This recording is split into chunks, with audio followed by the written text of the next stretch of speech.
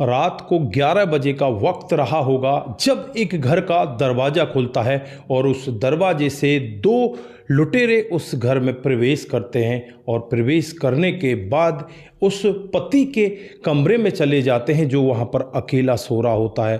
दोस्तों, अब यहाँ पर लूटपाट तो वो करते हैं लेकिन साथ साथ में तेज़धार हथियार भी अपने साथ में लेकर आए थे। उस पति के ऊपर ताबड़तोड़ हमला कर देते हैं। पत्नी जो होती है वहीं पर चीखने चिल्लाने लगती है। अड़ोसी पड़ोसी जब तक आते हैं तब तक वो लोग वहाँ से निकल जाते हैं। पत्नी जब यहाँ पर पुलिस के सामने बयान देती है, लोगों के सामने बयान देती है, तो वो यही कहती है कि लगभग 3 लाख के जेवर और 50,000 नकदी रुपयों को वो यहाँ से लूट कर चले गए हैं और मुझे उन्होंने इस कमरे के अंदर बंद कर दिया था और मेरे पति ने विरोध किया तो उसको इस तरह से इस दुनिया से विदा कर दिया। दोस्तों, पहले बार देखने में लग रहा था कि ये लूटपाट का मामला है।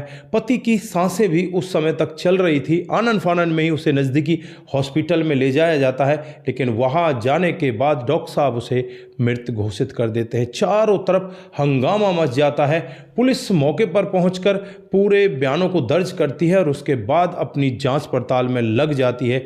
लेकिन जब पुलिस पूरी जांच पड़ताल करती है, वहां पर जो खुलासा देखने को मिलता है उसे देखकर जो राजा रघुवंशी का केस है वो दोबारा से याद आने लग जाता है। दोस्तों, दरअसल इस केस की जो मास्टर माइंड होती है वो इस व्यक्ति की पत्नी होती है। पत्नी ने ही यहाँ पर सुपारी देकर एक व्यक्ति को बुलाया था, उसके साथ उसका प्रेमी भी था, यानी कि 2 लोग आए थे और दोनों लोगों ने इस वारदात को अंजाम दिया। कैसे खुलासा हुआ, आइए डिटेल से पूरे मामले को जानते हैं। नमस्कार, जय हिंद। आप देख रहे हैं APH न्यूज़ राहुल रावत के साथ। दोस्तों, आज की जो हकीकत की घटना आप लोगों को बताने जा रहा हूं, ये मध्य प्रदेश के धार जिले के अंदर गोदीखेड़ा गांव पड़ता है। गोदीखेड़ा गांव का ही रहने वाला देव किशन और उसकी शादी आज से 10 साल पहले होती है प्रियंका के साथ। प्रियंका का बाल विवाह होता है।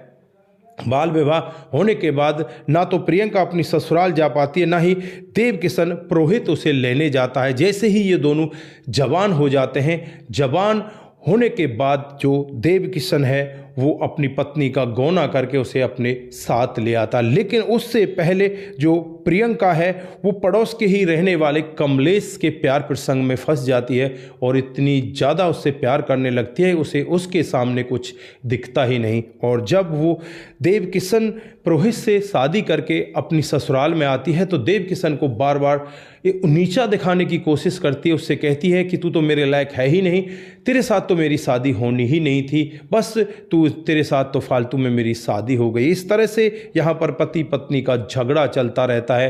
दोस्तों, बीते सोमवार मंगलवार की रात का वाकया होता है जब यहाँ पर एक इसका जो प्रेमी होता है कमलेश, वो अपने साथ एक और व्यक्ति को लेकर आता है जिसको उसने सुपारी दी थी। 1 लाख रुपए में उसे सुपारी देता है और उसका नाम सुरेंद्र होता है। दोस्तों, सुरेंद्र और कमलेश दोनों के दोनों रात को 11 बजे इनके घर में प्रवेश करते हैं और जब घर में प्रवेश किया जाता है तो घर का दरवाजा पहले ही खुला होता है, यानी कि प्री प्लानिंग ये पूरा का पूरा मामला होता है। जो पत्नी होती है प्रियंका पुरोहित, वो ये पूरे प्लान को यहाँ पर बड़े आसानी से अंजाम दे रही होती है और इस मामले को लूटपाट का मामला दिखाने के लिए बड़े ही प्यारपूर्वक यहाँ पर इन्होंने एक स्क्रिप्ट तैयार कर ली थी। दोस्तों, जैसे ही ये दोनों के दोनों घर के अंदर प्रवेश करते हैं, जो पति होता है उसे पहले ही यहाँ पर कुछ ऐसा पदार्थ खिला दिया था जिससे वो गहरी नींद में सो रहा था और तेज़धार हथियार के साथ में ये दोनों सुरेंद्र और कमलेश आते हैं और पत्नी यहाँ पर अपने पति के पैरों को पकड़ती है और ये दोनों ज़बरदस्त उसके ऊपर हमला कर देते हैं। वहीं पर उसे मौत के घाट उतार देते हैं। फिर यहाँ पर जो अलमारी हैं, दरवाजे हैं, उन सबको इधर उधर खिंड विंड किया जाता है। इस सब में भी ये पत्नी साथ देती है। दोस्तों, अब यहाँ पर जो प्रेमी के साथ दूसरा व्यक्ति आया था सुरेंद्र, जिसने 1 लाख रुपए की सुपारी ली थी, वो वहाँ से फरार हो जाता है। प्रेमी कमलेश यहीं पर रुक जाता है और अपनी प्रेमिका प्रियंका के साथ वहीं पर पूरी रात गुजारता है, दोस्तों उसके साथ संबंध बनाता है। इधर पति की लाश पड़ी हुई है, दूसरी तरफ पत्नी अपने प्रेमी के साथ ऐसे गंदे कामों में है। और फिर यहाँ से जब प्रेमी निकल जाता है तो जो पत्नी होती है वो शोर मचाने लगती है कि मेरे पति के साथ लुटेरों ने गड़बड़ कर दी है, उन्होंने मेरे पति को मार डाला है, हमारे घर से ये जेवरात को लूट कर ले गए हैं, पैसे को लूट कर ले गए हैं और मेरे पति को मार डाला है। आनन फानन में ही अड़ोसी पड़ोसी वहाँ पर इकट्ठा हो जाते हैं। इकट्ठा होने के बाद और जो यहाँ पर देव किशन होता है उसे उठाया जाता है, उठाकर नज़दीकी हॉस्पिटल में ले जाया जाता है, लेकिन वहाँ जाने के बाद जो डॉक्टर साहब हैं उसे मृत घोषित कर देते हैं। दोस्तों पत्नी का रो रो कर बुरा हाल होता है, पत्नी रोती रहती है, चीखती रहती है, चिल्लाती रहती है। सभी लोगों को लग रहा था कि पत्नी को बहुत ज़्यादा दुख है। उसके बाद जब यहाँ पर पुलिस आती है तो पुलिस घर की तलाशी करने लगती है। घर के अंदर ही जो यहाँ पत्नी होती है प्रियंका, उसके पास ही वो जेवरात भी मिल जाते हैं और वो नगद पैसे भी मिल जाते हैं। अब पर पुलिस का शक पत्नी के ऊपर मंडराने लगता है और फिर पत्नी की डिटेल निकालने लगते हैं। जब उसकी कॉल डिटेल निकाली जाती है तो पता चलता है कि वो एक कमलेश नाम के व्यक्ति से बहुत ज़्यादा बातचीत करती है। इधर पुलिस अब इस महिला प्रियंका को भी गिरफ्तार कर लेती है। गिरफ्तार करने के बाद उससे कहती है कि तेरे प्रेमी कमलेश ने पूरा जुर्म कबूल कर लिया, उसे भी गिरफ्तार कर लिया गया है, तू भी अपना जुर्म कबूल कर ले, नहीं तो हम डंडे मार मार कर तुझे सारा उगलवा देंगे। दोस्तों अब यहाँ पर प्रियंका टूटती है और प्रियंका टूट कर पूरी कहानी बताती है कि किस तरह से वो कमलेश के प्यार प्रसंग में थी, किस तरह से वो उससे प्यार करती थी। और फिर यहाँ पर वो अपने पति से तंग आ जाती है और उसे कोई रास्ता दिख ही नहीं रहा था। फिर यहाँ पर सुरेंद्र नाम के एक व्यक्ति को 1 लाख रुपए की सुपारी दी जाती है कि तुम 1 लाख रुपए ले लो और इस पति को रास्ते से हटा दो। दोस्तों प्लान के तहत ही जो सोमवार की रात होती है, मंगलवार और सोमवार की जो रात होती है, उसी रात को ये प्लानिंग होती है और यहाँ पर पत्नी दरवाज़ा खुला छोड़ देती है। जो प्रेमी और उसका दोस्त होता है वो दोनों के दोनों घर के अंदर प्रवेश कर देते हैं। प्रेमिका अपने पति को रास्ते से हटवाने का सारा काम अपनी आंखों के सामने कराती है और उसके बाद वो ड्रामा रचने लगती है।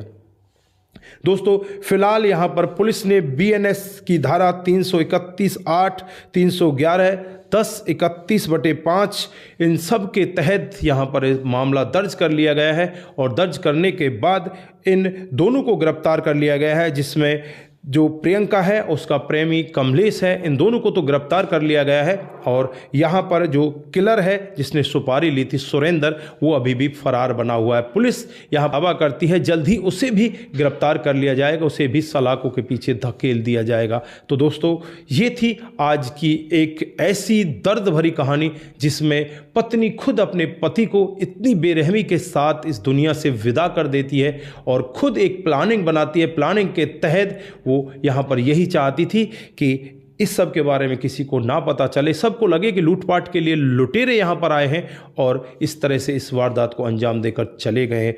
एक बार फिर से राजा रघुवंशी का केस इन्होंने याद दिला दिया। राजा रघुवंशी के साथ जैसा हुआ था ऐसा ही यहाँ पर इस महिला ने कांड कर दिया है। दोस्तों फिलहाल अब यहाँ पर ये सदा सदा के लिए जेल के अंदर चली जाएगी और वहाँ पर ये अब ये किसके साथ रंगरलियाँ मनाएगी, ये भी एक सोचने वाली बात है। लोग बाग कांड को तो कर जाते हैं लेकिन उसके पीछे आने वाले अंजाम के बारे में अगर सोचे तो कभी भी ऐसे कांड को कोई अंजाम नहीं देगा। लेकिन वो उस समय कुछ सोचते ही नहीं, बस वो तो ये सोचते हैं कि इसको हटाकर किसी को नहीं पता चलेगा और तू अपने प्रेमी के साथ बड़े आराम से रहेगी।